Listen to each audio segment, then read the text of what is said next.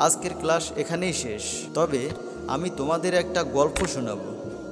ক্লাসে নেমে এলো নিস্তব্ধতা, সবাই মনোযোগ দিল। অধ্যাপক বললেন, এক রাতে ঘুম আসছিল না। অস্থির হয়ে বাসা থেকে বের হয়ে গাড়ি চালিয়ে কোথাও যাচ্ছিলাম। কোনো নির্দিষ্ট গন্তব্য ছিল না। হঠাৎ দেখি এক বৃদ্ধা মহিলা হাতে ভারী বোঝা নিয়ে রাস্তা পাশে দাঁড়িয়ে আছে। আমি গাড়ি থামিয়ে জিজ্ঞাসা করলাম, মা, কিছু সাহায্য লাগবে কি? তিনি খুশি হলেন, গাড়িতে উঠলেন। চলতে চলতে বুঝলাম তিনি আমাকে ভালোভাবেই চেনেন।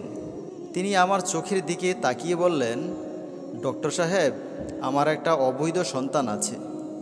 সে আপনার ইউনিভার্সিটিতেই পড়ে। আমি চাই আপনি তার পাশে থাকুন, তাকে মানুষ হিসেবে গড়ে তুলুন। আমি বললাম, নিশ্চয়ই মা, কিন্তু নামটা বললে তো আমি তাকে চিনতে পারবো। তিনি হেসে বললেন,